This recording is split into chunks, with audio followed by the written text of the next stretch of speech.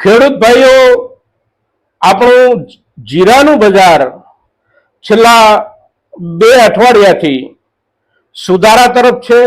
ઠીક સુધારો છે, નોંધપાત્ર સુધારો છે એવું પણ આપણે કહી શકીએ. સારા માલમાં લગભગ 15 દિવસ દરમિયાન 700 થી 800 રૂપિયાનો વધારો જોવા મળ્યો છે આપણા ગુજરાતના તમામ માર્કેટિંગ યાર્ડોમાં.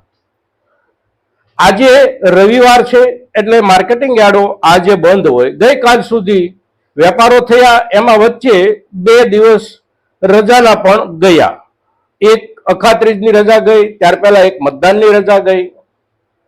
આ આખા અઠવાડિયા દરમિયાન આપણે જે અભ્યાસ કર્યો જીરાના બજારને લઈને, એ અભ્યાસથી એક નવી વાત થોડી જે જાણવામાં આવે છે એ વાતની ચર્ચા આપણે આજે આ વિડીયોમાં કરીએ છીએ મિત્રો.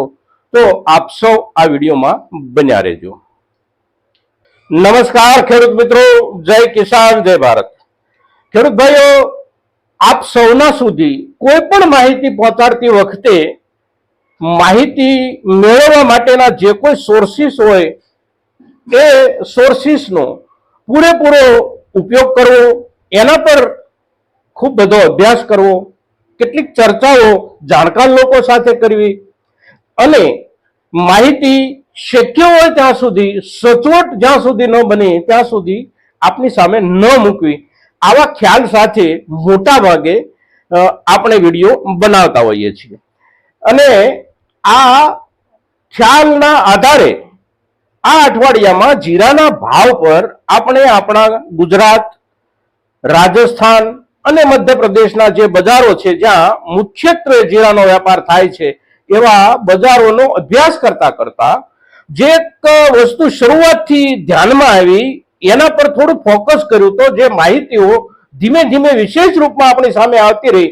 એ માહિતીઓ જે છે એ એવી છે કે આપણા ગુજરાતના માર્કેટિંગ યાર્ડમાં, ખાસ કરીને આપણા સૌરાષ્ટ્રના માર્કેટિંગ યાર્ડ હોય તો એની અને ગુજરાત, ઉત્તર ગુજરાતના માર્કેટિંગ યાર્ડ, આ બંનેની વચ્ચેના ભાવના તફાવત આપણને સામાન્યપણે કાયમ માટે જોવા મળતો હોય છે, ખાસ કરીને જીરા જેવી ચીજ વસ્તુઓમાં.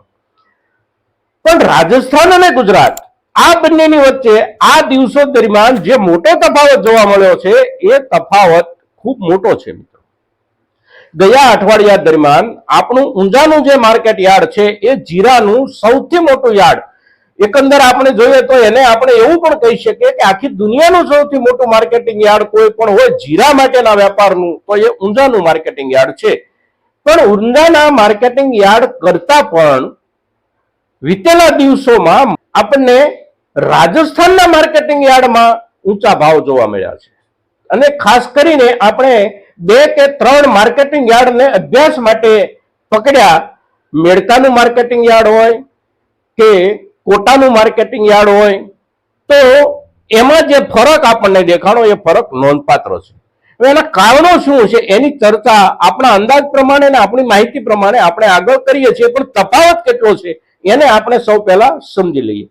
તો તફાવતમાં સામાન્ય જે નીચેના તળિયાના ભાવથી જે માલ આપણો વેચાય છે એ માલના એવરેજ આપણને 4000, 4200, 4300 આવા બજાર મળે છે. મીડિયમ માલના જે ભાવ છે એ 4700, 4800 અને વધી અને મહત્તમ કોઈ યાર્ડમાં 4900 સુધી પહોંચ્યા હોય. સારા જે માલ છે એ 5000 ઉપર વેચાવાની શરૂઆત થઈ ગઈ ગયા અઠવાડિયા પહેલાથી, જે 5100, 5200, 54, 55 સુધી સારા માલ ગયા અઠવાડિયા દરમિયાન વેચાણા. ઊંઝાના માર્કેટિંગ યાર્ડમાં એનાથી થોડા ઊંચાઈ વેચાણા. પણ રાજસ્થાનના મેડતા માર્કેટિંગ યાર્ડમાં ગયા સમગ્ર અઠવાડિયા દરમિયાન જે માલ વેચાયા એ માલ મોટા ભાગે 5000 ઉપરથી શરૂઆત થઈ અને ઊંચામાં યાર્ડની અંદર ઘણા બધા માલ એવા વેચાણા કે જે લગભગ 6600, 6700 સુધી પહોંચી ગયા. હવે એની જે ક્વોલિટી આપણે જોઈએ છીએ અને ત્યાંના લોકો સાથે જ્યારે આપણે આ મુદ્દાની ચર્ચા કરવાનો પ્રયાસ કરીએ છીએ ત્યારે એક વસ્તુ આપણને એવી પણ ધ્યાનમાં આવી કે ક્વોલિટીમાં બહુ લાંબો ફરક નથી. આપણે ત્યાં જે 5700, 5800 સુધીના જે માલ વેચાયા અને એ જે ક્વોલિટી હતી એ જ ક્વોલિટી આપણને મેડતા કે કોટાના માર્કેટિંગ યાર્ડમાં ખેડૂતો તરફથી આવેલી જોવા મળી અને એના ભાવ 6600, 6700 સુધી ખેડૂતોને મળ્યા.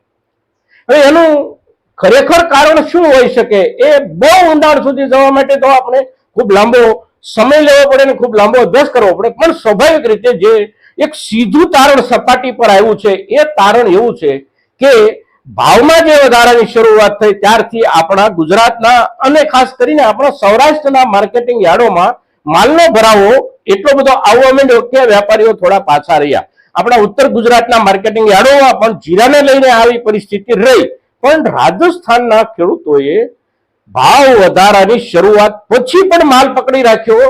તો જે તે સ્થાનિક બજારોમાં વેપારીઓએ માલને થોડા આગળ વધીને પણ ખરીદી કરવી પડી. એક બીજું કારણ અત્યાર સુધી આપણને એવું લાગતું હતું કે રાજસ્થાનના માર્કેટ યાર્ડ હોય, ગુજરાતના માર્કેટ યાર્ડ હોય કે પડોશી રાજ્ય મધ્યપ્રદેશના માર્કેટ યાર્ડ હોય કે જ્યાં જ્યાં જીરાનો વેપાર થાય છે, આ તમામ માર્કેટ યાર્ડોમાં વેપાર થયા પછી એ વેપારીઓ પોતાનો માલ ઊંઝાના વેપારીઓને વેચે છે અને તેથી ઊંઝાનું બજાર સૌથી ઉપર હોય છે. પણ આ અભ્યાસના જે આપણા દિવસો ગયા છેલ્લા એક અઠવાડિયાથી લઈને 10 દિવસ દરમિયાન, તો આપણને જોવા મળ્યું કે ઊંઝાના માર્કેટ યાર્ડ કરતા પણ રાજસ્થાનના માર્કેટ યાર્ડોમાં ખાસ કરીને મેળતા જેવા માર્કેટ યાર્ડમાં જીરાના ભાવ ખૂબ ઊંચા જોવા મળ્યા છે આપણને.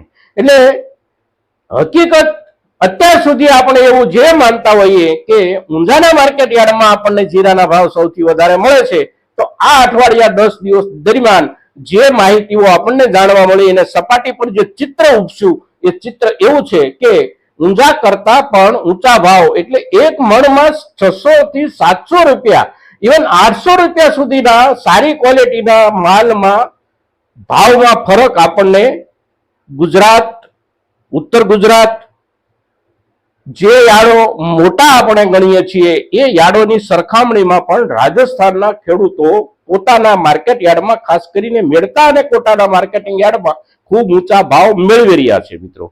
તો એ વિસ્તારના ખેડૂતો જે ભાવ મેળવી રહ્યા છે એ ભાવ મેળવી રહ્યા ઉપરાંત પણ એ લોકો જે ચર્ચા કરે છે એ એવી છે કે અમે હજી પણ માલ પકડી રાખવાના અને બજારને 7,000 સુધી પહોંચાડવાનો અમે અમારો પ્રયાસ શરૂ રાખવાના મિત્રો. પરિસ્થિતિ એવી છે કે આપણે ત્યાંના જે વેપારીઓ છે એમની જરૂરિયાત કરતા હજી પણ ભાવ સુધર્યા પછી તરત આપણે મોટા જથ્થામાં માલ પહોંચાડી દેતા હોઈએ એવું આપણને દેખાઈ રહ્યું છે અને એના કારણે રાજસ્થાનના યાર્ડ કરતા આપણા યાર્ડમાં 700, 800 કે 1000 રૂપિયા સુધીનો ભાવમાં ફરક જોવા મળે છે મિત્રો. તો આ જે ભાવના ફરકનો જે મુદ્દો છે એ મુદ્દા પર અભ્યાસ કર્યા પછી જેવું દ્રશ્ય આપણને દેખાયું છે એ દ્રશ્યને આપની સામે રજૂ કરી અને એના પર આપ સૌને વિચારવા માટે પ્રેરિત કરવાનો જે અમારો પ્રયાસ છે એ પ્રયાસ માટેનો આ વિડીયો આપણા મહત્તમ ખેડૂતો સુધી પહોંચે એવા આપ સૌના તરફથી પણ પ્રયાસો થાય એવી આપ સૌને નમ્ર વિનંતી સાથે જય કિસાન, જય ભારત.